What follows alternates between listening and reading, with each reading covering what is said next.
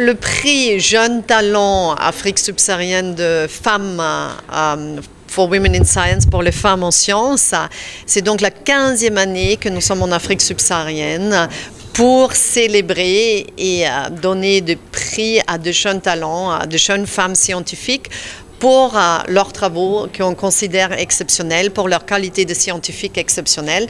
Et donc, cette année, nous faisons chaque année la cérémonie dans un autre pays. Cette année, nous sommes au Bénin, à Cotonou, pour célébrer 30 jeunes femmes exceptionnelles. Les critères sont la qualité de la recherche scientifique, mais aussi leur parcours, leur capacité à être résiliente, persévérante et de vouloir redonner à la société, de s'engager dans la société pour les femmes en sciences. Le prix For Women in Science pour les femmes en sciences existe depuis de 25 ans et malheureusement, ça ne va pas s'arrêter parce que le nombre de femmes scientifiques est toujours trop peu élevé, et particulièrement le nombre de femmes scientifiques dans un poste de responsabilité.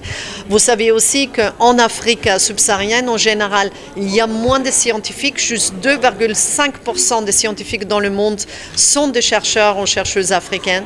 Donc nous avons encore beaucoup de travail pour encourager des femmes scientifiques à rejoindre nos cohortes, des femmes scientifiques d'excellence, mais en général d'encourager la recherche scientifique en Afrique. Ils partent avec une petite somme d'argent qui leur permet, donc avec une somme d'argent qui leur permet de faire des projets, de poursuivre leurs études, lancer des projets de recherche, des travaux, etc.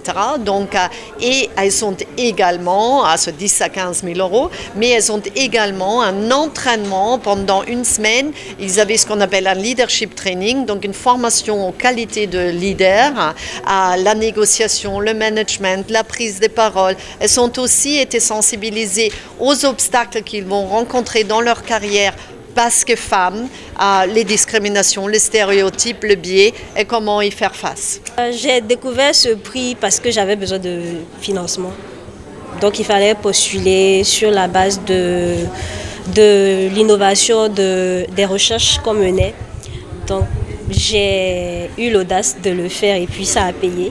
En plus du prix qui nous a été donné, la somme de 10 000 euros qui nous a été octroyée, nous avons bénéficié d'une séance de 6 jours de training en leadership où nous avons eu à faire des formations en développement personnel, en prise de parole en public, en négociation, où aussi on a été sensibilisés aux risques, aux avantages et aussi à tout ce qui concerne l'éthique ou l'intégrité en recherche. Je suis vraiment contente et fière de moi et je remercie L'Oréal UNESCO pour les femmes et la science de m'avoir sélectionnée parmi ces lauréates cette année et ça me permet aussi de réitérer mon engagement afin d'être plus productive et puis comme on dit de travailler, toujours travailler et encore travailler. Je fais mes études sur la génétique et la sélection des bovins de race Goudali et c'est une recherche qui permettra à tous les Béninois et à moi également de manger sainement les produits d'origine animale tels que la viande, le lait et tous les dérivés qui y sont. Donc, et ça va permettre à tous les consommateurs de s'en procurer de façon moins chère et aider également les producteurs à augmenter leurs revenus tout en respectant le droit des animaux. Donc, je vise vraiment loin parce que ceci ce n'est que le début.